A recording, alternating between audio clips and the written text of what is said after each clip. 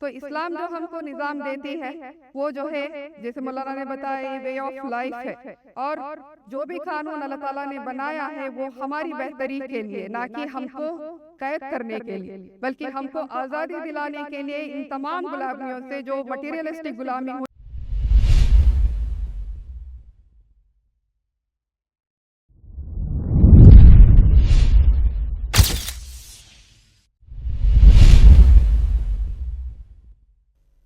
जज़ाकल्लाह मौलाना मोहतरम। अब हमारे अगले स्पीकर हैं मेंबर ऑफ मुशावरती कमेटी और साउडम यूनिट के नाजिमा मोहतरमा मिनाज बानो से। औज़ुबिल्लाहिमिनश्शैतानिर्रजीम, बिस्मिल्लाहिर्रहमानिर्रहीम। लक़द खलक़नल इंसाना फ़ी अहसनि तक़वीम सुम्मा रददनाहु अस्फ़ला साफ़िलीन इल्लल्लज़ीना आमनू व अमिलुस्सॉलिहाति फ़लहुम अज्रुन गैरु ममनून। अल्हम्दुलिल्लाहि रब्बिल आलमीन वस्सलातु वस्सलामु अला रसूलिल करीम, अम्मा बाद। Respected dignitaries on the dais, my dear brothers and sisters, अस्सलामु अलैकुम वरहमतुल्लाहि वबरकातुहू। जो आयत मैंने आप लोगों के सामने तिलावत की और सूरह 3 की आयतें हैं, जिसमें अल्लाह ताला फरमाता है, हमने इंसान को बेहतरीन साख्त पर पैदा किया। सोचने समझने की, परखने की कुव्वत जो है अल्लाह ताला ने इंसान को दिया है। इंसान और जानवर में हम यही फ़र्क देखते हैं कि अल्लाह ताला ने जानवर को जो अकल दिया है वो एक लिमिटेड अकल है, जो उसकी बेसिक नेसेसिटीज़ को पूरा करने के लिए ज़रूरी है। वही अल्लाह ताला ने जो अकल इंसान को दिया है, जो दिमाग इंसान को दिया है, वो ऐसा दिमाग है जो तरक्की याफ्ता भी है और साथ साथ जो है तदब्बर करने वाली है, और डेवलपिंग दिमाग जो है हम लोग कह सकते हैं। और हम आप सल्लल्लाहु अलैहि वसल्लम की मशहूर हदीस भी जानते हैं, जिसमें आप सल्लल्लाहु अलैहि वसल्लम फरमाते हैं कि हर इंसान जो पैदा होता है वो सही फितरत में पैदा होता है। बाद में उसके माहौल के हिसाब से जो है उसके अखलाक और उसके बिहेवियर जो है डल जाती है। तो आगे की जो आयत है उसमें अल्लाह ताला फरमाता है, फिर उसे उल्टा फेर कर हमने उसे नीचे से नीचा कर दिया। तो ये है इमोरलिटी जो हम आज के समाज में देखते हैं। इंसान जिस तरह तरक्की याफ्ता है, उसी तरह इंसान जो है कई दर्जा नीचे भी जो है जा सकता है। जैसे इंसान जानवर अगर एक पर अटैक करता है तो जस्ट उसकी ज़रूरत पूरा करने के लिए जितना उसको किसी पर हमला करना है उतना ही करेगा। उसका पेट भर गया या उसका गुस्सा कम हो गया, वो रुक जाता है। लेकिन इंसान जब बुराई पे आ जाता है, आज हम इज़राइल का मिसाल देखते हैं, वो किसी भी हद तक जो है गिर सकता है, और उसकी जो नफ़रत है या उसकी जो बुराई है वो और जो है गिरते चला जाता है। तो आज जो हम देखते हैं, आज के माशरे पर अगर नज़र डालते हैं, बहुत सारे बुराइयाँ आप लोगों के सामने आरिफ सर ने भी रखा बातें कि LGBTQ हो या पोर्नोग्राफी हो या लिव इन रिलेशनशिप हो, शराब, ड्रग्स, ये तमाम चीज़ें जो है एक मॉडर्निटी के तौर पर जो है इनको पेश किया जा रहा है, और इनमें से बहुत सारे चीज़ों को जो है लीगलाइज भी जो है किया गया है। और पैथेटिक सिचुएशन ये है, इनके खिलाफ जो है एक तरफ प्रोटेस्ट भी चल रहे हैं। जिस तरह क्राइम रेट्स इंक्रीज़ हो रहा है, या हम देखते हैं मूवीज़ में, हम देखते हैं शराब, ड्रग्स, इन चीज़ों को ओपनली दिखाया जाता है, और साथ साथ नीचे से एक जो है सबटाइटल भी या फुटनोट भी डाला जाता है कि smoking is hazardous to health. तो इस तरह के समाज में जो है आज हम जी रहे हैं, जहाँ पर बुराई क्या है, अच्छाई क्या है, इसका एक धुंधला सा इमेज जो है हमारे सामने है। और मोरालिटी का डेफिनेशन अगर हम डिक्शनरी में देखने जाएंगे, ये मोरालिटी का डेफिनेशन कुछ अलग नहीं है, बल्कि ये जो फितरत की बात आई है, यही है मोरालिटी का डेफिनेशन, कि ये सिस्टम ऑफ प्रिंसिपल्स और रूल्स जो हमें मदद करती है सही क्या है, गलत क्या है, ये परखने में।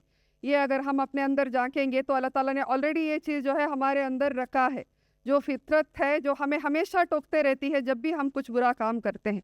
यही चीज़ को जो है सूरह क़ियामा में आयत नंबर 6 में अल्लाह ताला फरमाता है, तुम्हारे अंदर एक ऐसी नफ्स है जो तुम्हें हर वक्त जो है जब भी तुम बुरे काम करते हो तुम्हें मलामत करती, तुम्हें रोकती है, तुम्हें टोकती है। तो हमको जो है ये नहीं, समाज के जो मोरालिटी चेंज नहीं होती है, बल्कि अल्लाह ताला ने ऑलरेडी ये सिस्टम जो है इंसान के अंदर रखा है, ताकि जब कभी भी तुम भटको तुम अपने फितरत का मदद लो, और हमको जो है हमारी एक्शंस को जो है अपने फितरत के मुताबिक डालना है। और जब भी हम भटकेंगे हमारी मदद के लिए जो है अल्लाह ताला ने लगातार जो है इंतज़ाम किया है अंबिया कराम के ज़रिए, अल्लाह की किताबों के ज़रिए। तो आज हम देखते हैं आज़ादी के नाम से जो है गुलामी के तरफ जो है माशरे को धकेला जा रहा है। हम समझते हैं कि मेरी लाइफ, मेरी मर्ज़ी, मेरी ज़िंदगी। इवन ह्यूमन राइट्स एक्टिविस्ट जो अपने आप को कहते हैं, उनके भी स्टेटमेंट्स में जो है आप लोगों को कन्फ्यूजन नज़र आएगी। एक तरफ जो है LGBTQ या लिव इन रिलेशनशिप इसके फेवर में बात करते हैं वो लोग, और दूसरी तरफ 4 बीवी रखने पर सवाल भी उठाते हैं। इसी तरह जो है हम जिस माशरे में जी रहे हैं वहाँ पर सब जगह जो है हम लोगों को रूल्स नज़र आते हैं, कहीं पर भी सवाल नहीं होती। हमको ये समझना होगा जहाँ पर मुसलमानों की बात आती है या फिर जहाँ पर ऐसी चीज़ है जहाँ पर इंसान जो है अपने लस्ट को पूरा करना चाहता है, वहाँ पर जो है ह्यूमन राइट्स वाले अक्सर आवाज़ उठाते हैं कि ये हक जो है इंसान को देना चाहिए। तो हम जिस समाज में जीते हैं, हम ये कह ही नहीं सकते कि हम जो है ये मेरी ज़िंदगी है, मेरी मर्ज़ी है, क्योंकि हर एक जो है एक दूसरे पर डिपेंडेंट है। हमारा हर एक्शन जो है दूसरे पर इम्पैक्ट उसका रहता है, कुछ किसी ना किसी तरह से। हमारे बच्चे हैं, हमारे फैमिली है, हमारा माशरा है, पूरा मुल्क है, या फिर ग्लोबली जो है हमारा एक्शंस जो है कुछ असर रखता है माशरे में। तो हम ये कह ही नहीं सकते कि मैं जैसे चाहे वैसे जो है जी सकती हूँ। अगर ऐसा होता तो ट्रैफिक रूल्स नहीं होना चाहिए था, या कहीं भी कोई भी रूल्स जो है नहीं होना चाहिए था। हर इंसान जो है जो मर्जी उस तरह जो है जीने की आज़ादी जो है उसको देनी चाहिए थी। ड्रग्स और अल्कोहल के बारे में भी बातें आई, तो मैं थोड़ा स्टैटिस्टिक्स आप लोगों के सामने रखती हूँ इन बुराइयों के बारे में। United Nations office on drugs and crime, इसका रिपोर्ट ये कहता है 35 मिलियन लोग रेगुलर ड्रग्स लेते हैं इंडिया में। और नाइट आउट्स एंड पार्टीज़, ये भी जो है इंडियन कल्चर में जो है आम हुआ है। और गोवा पर अगर हम नज़र डालते हैं, ड्रग्स का हब जो है गोवा बना हुआ है। और एक रिसेंट रिपोर्ट के हिसाब से गोवा में जो है जो ड्रग ट्रेडर्स हैं उनमें से 28% जो है गोवन लोकल्स हैं। तो इवन मिनिस्टर्स भी जानते हैं। सनबर्न के बारे में जब प्रोटेस्ट हो रही थी तो ये बात एक मिनिस्टर ने कहा कि सिर्फ सनबर्न के वहाँ जो है ड्रग प्रमोशन नहीं होता, बल्कि पूरे गोवा में ये आम है। जब लॉ मेकर्स और जो अथॉरिटीज़ पे बैठे हैं वो लोग इस तरह कहते हैं, तो फिर हमको सोचना पड़ेगा कि हमको ही इस माशरे को चेंज करने के लिए जो है कुछ कदम उठाने पड़ेंगे। लिव इन रिलेशनशिप और LGBTQ के बारे में भी जो है आरिफ सर ने बातें आप लोगों के सामने रखी। और एक जो चीज़ है पोर्नोग्राफी इंडस्ट्री, ये जो है बहुत ही आम हुआ है। इसमें ऐसे भी लोग हैं जो ये इंडस्ट्री का नाम नहीं जानते, फोन वीडियोस का मतलब नहीं जानते, लेकिन इसको जो है लगातार देखते हैं। तो ये इंडस्ट्री ऐसा है जो इसका जो एस्टिमेशन है $97 बिलियन इंडस्ट्री, और 28,000 यूज़र्स जो है हर सेकंड फ़ोन वीडियोस देखते हैं, और 35% डाउनलोड्स इंटरनेट पे जो होती है वो पोर्न कंटेंट होता है। और चाइल्ड पोर्नोग्राफी के बारे में भी जो है रिसेंट कंट्रोवर्सी चालू थी कि चाइल्ड पोर्नोग्राफी नहीं बताना है। किसी को अरेस्ट किया गया तो कंट्रोवर्सी ये थी कि उसका टर्म क्या होना है। चाइल्ड पोर्नोग्राफी नहीं बताना है, बल्कि उसको कुछ अलग नाम देना है। रूट कॉज को ख़त्म करने की बात नहीं हो रही है, बल्कि ऊपर उसको कैसे एड्रेस करना है इस पर जो है बात हो रही है। और गोवा का अगर आप लोग देखेंगे, एक recent survey report India today में जो है पब्लिश हुआ था जुलाई में, जिसके हिसाब से 40% of college and higher secondary boys in Goa watch rape porn. सिर्फ पोर्न नहीं, 80% बॉयज़ जो है पोर्न वॉच करते हैं, और 40% जो है इसमें रेप पोर्न देखते हैं। और लड़कों ने ये भी जवाब दिया, जब रेप पोर्न देखते हैं तो हमको वाकई में जाके रेप करने का डिज़ायर जो है हमारे अंदर पैदा होता है। ये गोवा का रिपोर्ट है और कहीं का नहीं। तो हम सोच सकते हैं, हम ये सोचते हुए बैठे हैं कि हमारे घर महफूज है, हमारे बच्चे महफूज हैं, तो 80% में हो सकता है हमारे घर के बच्चे भी मौजूद हों। और सो कॉल्ड लिबरल इंडस्ट्री, जिसको बॉलीवुड इंडस्ट्री हम लोग जानते हैं कि बहुत ही आज़ाद ख्यालात के लोग हैं। ये मीटू रिपोर्ट जो आई, मीटू मूवमेंट जो चला, या हेमा कमेटी की जो रिपोर्ट आई, यही एक्ट्रेस जो है सामने आकर बताए कि हमको रोल ऑफर करने के लिए डायरेक्टर या प्रोड्यूसर के साथ जो है सोने का डिमांड वो लोगों ने रखा है। तो हम सोच सकते हैं लिबरल सोसाइटी भी वाकई में लिबरल नहीं है। ये एक धुंधला सा इमेज या इस तरह जो है हमको दिखाया जा रहा है कि वाकई में जो है ये तमाम चीज़ें जो है हमको आज़ादी दिलाती है। आज़ादी नहीं बल्कि गुलामी की तरफ हमको धकेलती है, हमको एडिक्शन की तरफ धकेलती है, हमको मेंटल स्ट्रेस की तरफ धकेलती है, हमको फैमिली कॉन्फ्लिक्ट्स की तरफ धकेलती है, और ज़िंदगी का सुकून जो है ये चीज़ जो है छीनता है। इस्लाम के बारे में बहुत सारे चीज़ें जो है इकबाल मुल्ला साहब ऑलरेडी बता दिया और मेरा टाइम भी ख़त्म हुआ है। तो हमको ये समझने की ज़रूरत है कि अल्लाह ताला सूरह कुरान में सूरह जासिया में फ़रमाता है, क्या तुमने उस शख्स को देखा जो अपने ख्वाहिशात को अपना गुलाम बना लिया है। ये सब जो इमोरलिटीज़ हम जो देख रहे हैं ये उसी का नतीजा है कि इंसान जो है अपने नफ्स जो भी ख्वाहिशात आते हैं उसके पीछे जो है पड़ जाता है। उसको मदद लेनी है उसकी फितरत की, और अल्लाह के डिवाइन गाइडेंस जो कुरान और हदीस के शक्ल में हमारे दरमियान मौजूद है उसकी मदद लेते हुए जो है सही गलत का दो धुंधला सा इमेज जो है उसको जो है साफ़ करना है और उस आईने से जो है उसको परखना है।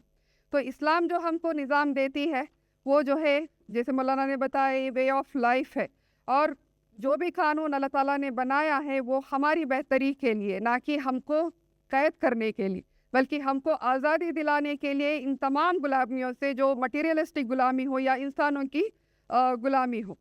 तो अल्लाह ताला सूरह बकरा में ये भी फरमाता है, हो सकता है कि तुम्हें कोई चीज़ पसंद ना हो और वो तुम्हारे लिए बेहतर हो, और हो सकता है कि तुम किसी चीज़ को पसंद करो और वो तुम्हारे लिए बुरी हो। अल्लाह जानता है और तुम नहीं जानते। तो हमको इस बात पर जो है भरोसा रखना है कि अल्लाह ताला ने जो भी कानून हमारे लिए रखा है वो हमारी बेहतरी के लिए है, और हमारे पास आइडियोलॉजी है, हमारे पास मोटिवेशन है, रज़ा इलाही फलाह आखिरत, ये जो है और किसी के पास नहीं है, और कोई मज़हब में भी नहीं है, और कोई जो भी मैन मेड लॉस है या मैन मेड सिस्टम है, न्यू ट्रेंड्स हैं, उसमें ये मोटिवेशन नहीं मिलता है, इसलिए जो है वो बदलते रहता है। तो जो मोटिवेशन हमारे पास है वो सारे कायनात में जो है, पूरे दुनिया में जो है किसी के पास नहीं है। तो हमको हमारे लाइफ के पर्पस पर फोकस करना है, और फिर जो है हमें ये कंसिस्टेंट रहना है इस पर्पस से। जब भी हम लोग बढ़ के दोबारा उसके तरफ जो है पलट कर आए, और अल्लाह की दीदार और उसकी रज़ा जब हम मकसद बनाते हैं, ये तमाम बुराइयां जो है चाहे दुनिया कितने भी नए ट्रेंड्स लेकर आए, हम उसके कब्ज़े में जो है बिल्कुल भी नहीं जाएंगे। और अल्लाह ताला ने जो हमको लक़ब दिया है, हम खैर उम्मत है। अल्लाह ताला ये फरमाता है, अब दुनिया में तुम वो बेहतरीन गिरोह हो जिसको इंसान की हिदायत व इस्लाह के लिए मैदान में लाया गया है। लेकिन कंडीशन क्या है? तुम नेकी का हुक्म देते हो और भलाई से रोकते हो और अल्लाह पर ईमान रखते हो, ये कंडीशन है। लेकिन आज मुसलमान हम जो देखते हैं, अफसोस है कि हम सेफ है, हम मुसलमान हैं, हमारे घरों में ये बुराई नहीं है, ये कहते हुए जो है हम बैठे हैं। ज़रूरी नहीं हम सब जगह जाके तौहीद रिसालत आखिरत का ही पैगाम रखें। हम अगर इन बुराइयों को मिटाने में आगे बढ़कर काम करेंगे, कोई गैर मुस्लिम जो है हिम्मत नहीं करेगा कि ये कौम जो है बुरा काम करता है, या ये कौम जो है बैठा हुआ कौम है, ये कौम जो है नीचा कौम है, ये कहने की जो है कोई कौम जो है हिम्मत नहीं रखेगी। और अल्लाह ताला हमको और एक लक़ब दिया है, तो उम्मत वसत, हम मिडल नेशन हैं, अंबिया कराम और उम्मत के भी दरमियान, आगे आने वाले इंसानों के दरमियान, क़यामत तक जितने भी इंसान आएंगे अंबिया के रिप्रेजेंटेटिव्स हैं हम। तो हमको हमारा अमल, हमारे एक्शंस, सिर्फ नमाज रोज़ा ज़कात ही नहीं, बल्कि बुराई के दरमियान अगर हम बैठे हुए हैं, उन बुराइयों को मिटाना भी जो है हमारा फ़र्ज़ है, वरना सबसे पहले जब अज़ाब आएगी हम पर ही आएगी। ऐसे कई हदीस जो है हमको मिलते हैं। तो हम जो है खामोश नहीं बैठेंगे। गोवा जितना ब्यूटीफुल स्टेट है, उतना ही जो है बुराई का अड्डा भी है, और हम अगर ये सोचते हुए बैठेंगे हम सेफ़ है, तो बुराई जो है कब हमारे दरवाजे तक दस्तक देगी, हम इसको इमेजिन भी नहीं कर सकते। तो अल्लाह ताला से ये दुआ है कि अल्लाह ताला जो है इन बुराइयों को माशरे से मिटाने की हमें ताकत दे, कुव्वत दे व तौफीक दे। आमीन। आखिर दावाना अल्हम्दुलिल्लाह रब्बिल आलमीन।